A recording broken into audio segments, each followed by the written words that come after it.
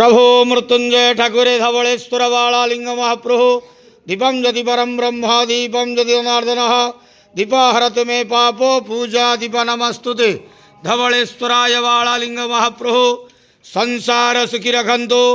आज चैत्र मासर शुभ गुरुवार रे समस्त श्रद्धालु भक्त मान को आशीर्वाद करंतु, मनस्कामना पूर्ण करंतु, कर्मक्षेत्रोन्नति करंतु, ग्रहरिष्ट खंडन करंतु, जगतर मंगल करंतु, विश्वर कल्याण करंतु, आपणकर नाम विख्यात करंतु, सेवकर डाक श्रवण करंतु, समस्त गुआवसा भक्त मानकर मनस्कामना पूर्ण करंतु।